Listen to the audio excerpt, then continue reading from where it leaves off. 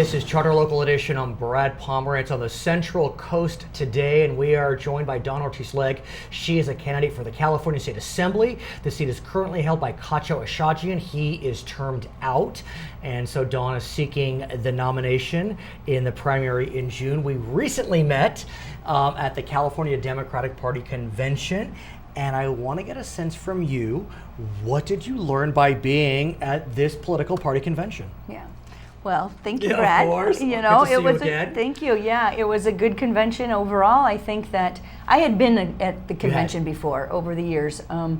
However, never as a candidate. Right. And so one of the things that really struck me was the fact that District 35, which is this district, it runs from northern San Luis Obispo County line, Monterey, San Luis Obispo County line, all the way down south of Lompoc. Got it. So parts of Santa Barbara County. Northern Santa Barbara County, Santa Maria, Orcutt, all of that.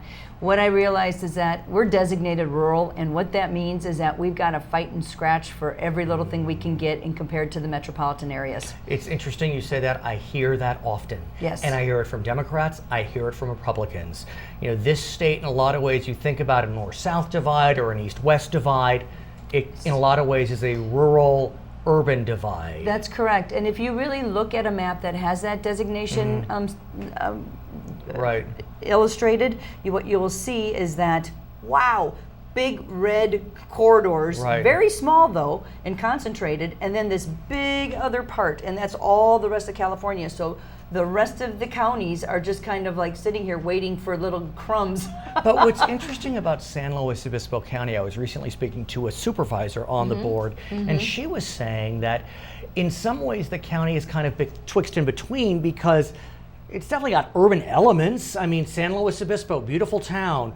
Santa Maria in your district, I mean, clearly got some urban stuff going on. Right. So you're kind of, it's not a pure rural county, or is it? You know, the designation is rural. So that's the key. And that's the key. But the second part of it is that the citizens of this district are incredibly proactive.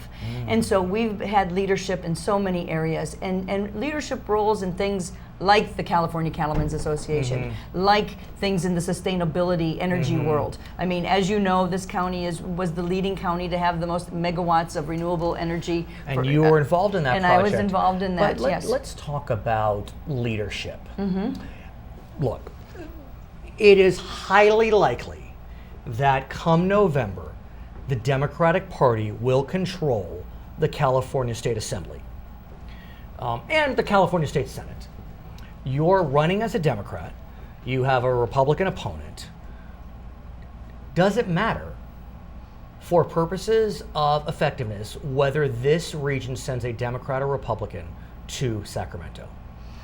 Well, I think that's the main argument of my candidacy, really. To be relevant at the state, you've got to be able to be in with the players. And the state, the political reality is that the state is run by Democrats. Right. And I think what's the best thing about my candidacy is that I am a very broad thinking. I'm not tied to a party dogma, an ideologue of any sort. So I really kind of see both sides. You know, having a policy background, that does it for me. And that policy being solar energy. Well, no, and more? I have a master's in international public policy. Forgive me. And so, you know, it's once you go through policy school, you really get to take a look at every aspect. Having worked with the solar energy industry, I mean, that had to have been incredibly insightful for you. That's correct. And look, you had to play with the levers of power. I don't mean that pejoratively, but to get a permit for the Carrizo Plains solar plant, that's not easy. Well, first off, I was fortunate to be on very talented teams of people. So it takes a lot of people, both locals and people from the big company that I worked for solar. But the other part of it is that you do see things that you don't, people assume like, well, why don't we just put solar everywhere? But then when you try to put solar, people don't want you to put it there. Let me ask you though, so, yeah. Should you be successful, on what committees would you seek to join? Because in a lot of ways, that's where you exert influence. That's correct. Because you can't be an expert in everything, and you will get a committee assignment. That's right. Or a few. Yeah, so, you know, for me, I think that first the Energy Committee is very intriguing to me. Energy has been something that changed my life, and it also made me realize how much the consumer doesn't understand it and takes it for granted, but we have so many opportunities now, and we're moving forward very quickly. And Dawn, think about this. The only operating nuclear power plant in the state today is Diablo Canyon. That's exactly right. Up the road in San Luis Obispo County, in That's the district correct. in which you seek Yes. to represent. That's correct. And as we know in the headlines today, there's a big push about what's going to happen. A push to get an answer on what the entity is thinking about. What does that mean for our district? It's huge. And what's so interesting about Diablo Canyon is that, look, we're old enough to remember that Democrats and liberals hated nuclear power, and Republicans and conservatives loved nuclear power. Those dogmas are gone, because some people argue today, well, nuclear power is darn green. As long Carbon free. Yeah, as long as you don't have an accident, nuclear power is a-okay. Well, I recently, in June of last year, I sat in a presentation at Brookings in Washington, D.C. on advanced nuclear technology. And it's fascinating what the potential is. And it's all young people looking at it as 79% of the world's population goes without power at this point. So for us to really do carbon-free output, we've got to look at everything. And so that, combined with the fact that here in this district, over $200 million worth of salary input goes into the county just from Diablo. Largest private employer. It's an enormous aspect. So energy is something that I would hope to sit on. Let me cut you off if I may. Forgive me. It's all right. You've learned through your work with the Carrizo Plains solar plant that it is not easy to get permits. And there's a lot of discussion about California being an over-regulated state. We love our coasts, we love our mountains, we love our clean air. Yes. But it can be very difficult. You know, even Governor Brown has said the California Environmental Quality Act has been used as a weapon. And so, should you be successful, what do you hope to do on the question of just overall regulatory reform? Right.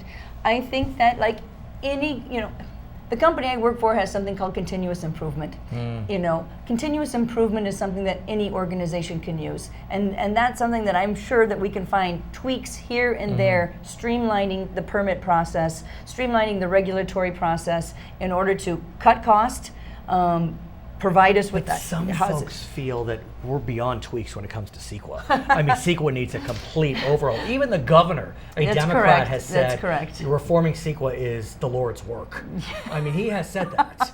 And all we he knows the Pope, for goodness sake. And you went to theology school.